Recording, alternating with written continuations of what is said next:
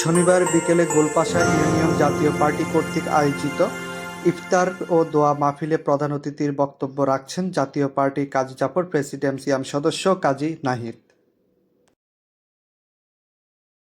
ক্ষমতা ছিল কাজী জাফর আহমেদ একটি গণতান্ত্রিক নির্বাচনের জন্য 2013 সালে আন্দোলনের সূচনা করেছিলেন। সেদিন কাজী জাফর আহমেদকে অনেক অফার দেওয়া হয়েছিল, কিন্তু তিনি ওই অফারে রাজি হননি।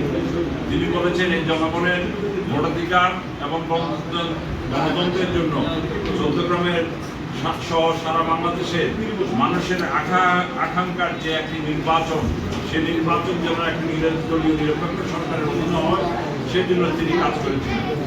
আজকে এখানে আমি কোনো রাজনৈতিক বক্তব্য দিতে আসিনি, আপনাদের সাথেই আমি দেখা করতে এসেছি। আপনাদের সাথে ইফতার করার জন্য আমি এখানে এসে হাজির হয়েছি। আপনারা দোয়া করবেন।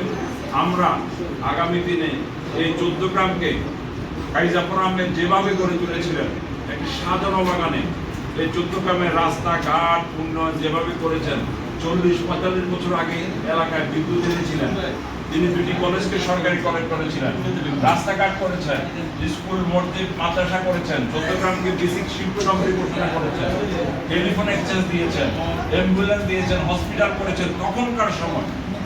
তো এই ধরনের নেতা তো খুঁজে পাওয়া যাবে না। আজকে যারা এমপি নির্বাচিত হয়, এদের দাঁড়াতে এদের যে ক্ষমতার দাপট, এলাকার মানুষ থাকতে পারে না। তা আপনাদের কাছে আমার অনুরোধ থাকবে, আর আমাদের এই আওয়ামী লীগ সরকারের বিদায়ের পর একটা আলোড়ন সৃষ্টি হয়েছে মানুষের মধ্যে, যে একটা মানুষের যে আশা আকাঙ্ক্ষা এখন সৃষ্টি হয়েছে, যে মানুষ ভোট দিতে পারবে। আমি আপনাদের কথা দিচ্ছি, আপনারা আজকে যারা এখানে উপস্থিত হয়েছেন, আপনারা সবাই ঐক্যবদ্ধভাবে আপনারা যদি কাজ করেন, কাজী জাফর আহমেদকে আপনারা যেভাবে নির্বাচিত জয় করেছিলেন, আপনারা যদি সবাই ঐক্যবদ্ধভাবে আপনাদের সন্তানেরা, আপনাদের আত্মীয় স্বজন, আপনাদের বন্ধু বান্ধব, চৌদ্দগ্রামের এই কাশীনগর থেকে গুণপতি আলপোড়া পর্যন্ত যেভাবে মানুষ সাথে আপনাদের আত্মীয়তার বন্ধন, তাদেরকে যদি আপনারা বুঝাতে পারেন যে আমরা চৌদ্দগ্রামে আর কারোর হাতে জিম্মি হতে চাই না, আমরা চৌদ্দগ্রামের মানুষ স্বাধীনভাবে বসবাস করতে চাই। আপনারা কি চান এখানে এমন করে এখন সংসদ সদস্য যার কারণে এলাকার মানুষ জিম্মি থাকবে? আপনারা কি চান যে মোটরসাইকেলের মহড়া, গাড়ির মহড়া নিয়ে আপনাদেরকে ভয়ভীতি দেখাবে, ছেলেপেলেদেরকে মারধর করবে, এই ধরনের রাজনীতি আপনারা চান?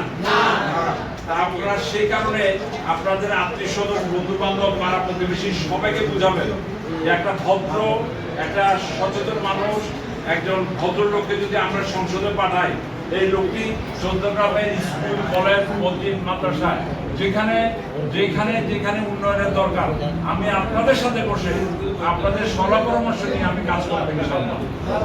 আপনারা প্রত্যেকটি এলাকা আমি যাব, আপনাদের সাথে বসে সিদ্ধান্ত নিব কোন এলাকার কোন সমস্যা, সেভাবে আমি কাজ করব। এবং স্কুল, কলেজ, মসজিদ, মাদ্রাসায় যারা আসবে, ভদ্রলোকদেরকে আমি সেখানে স্থান করে দেব। আপনাদের এই যে ইমাম, মুয়াজ্জিন যারা আছে, তাদেরকে কাজী জাফর আহমেদ যেভাবে সম্মান করতো, ইনশাআল্লাহ আমি সেটা অব্যাহত রাখবো। আমি তাদেরকে নিয়ে কাজ করব। স্কুলের শিক্ষক, এলাকার গণ্যমান্য ব্যক্তি যারা আছে, তাদেরকে নিয়ে আমি একসাথে কাজ করব। আপনারা আমার জন্য দোয়া করবেন। এবং চৌদ্দগ্রামকে কাজী জাফর আহমেদ যে স্লোগান দিয়েছিলেন, চৌদ্দগ্রামের জনতা গড়ে তোলা একতা, সেই স্লোগানকে সামনে রেখে প্রত্যেকটি রাজনৈতিক দলের নেতা কর্মী যারা আছে, তাদের কাছে আহ্বান করব, 30 বছর আমরা পার করে দিয়েছি, আমরা আর হানাহানি, রক্তারক্তি চৌদ্দগ্রামে দেখতে চাই না। আমরা উন্নয়নের চৌদ্দগ্রাম দেখতে চাই, আমরা সন্ত্রাস মুক্ত চৌদ্দগ্রাম দেখতে চাই, আমরা দুর্নীতি মুক্ত চৌদ্দগ্রাম দেখতে চাই, আমরা মাদক মুক্ত চৌদ্দগ্রাম দেখতে চাই। এই চৌদ্দগ্রামবাসীর জন্য আমি যেন খেদমত করতে পারি, এই চৌদ্দগ্রামবাসীর পাশে যেন আমি দাঁড়াতে পারি, আপনাদের সহযোগিতা চাচ্ছি। আপনারা এই রমজান মাসের এই শেষ রমজানে এসে আপনাদের কাছে আহ্বান থাকবে, এই আমানমন্ডাবাসী, আপনাদের এখানে আমি এসেছিলাম 1991 সালের 27শে ফেব্রুয়ারি, কাজী জাফর আহমেদ যখন নির্বাচন করেছিলেন। কাজী জাফর আহমেদের স্ত্রী অধ্যাপিকা বেগম মমতাজ জাফর, সাবেক মহিলা বিষয়ক মন্ত্রী রাজিয়া ফয়েজ সহ আমি এখানে এসেছিলাম, একটা স্কুল মাঠে সমাবেশ করেছিলাম এই রাস্তার পাশে। আমি সেখানে বক্তব্য রেখেছি, আপনারা শুনেছিলেন। সাবেক জেলা পরিষদ চেয়ারম্যান আনোয়ারুল কাদের বাকি, আনসার আহমেদ তারা সহ, উপজেলা চেয়ারম্যান আলী আহমেদ সহ, এই এলাকার ইউনিয়ন পরিষদের চেয়ারম্যান সহ সকলেই সেদিন উপস্থিত ছিল। আমার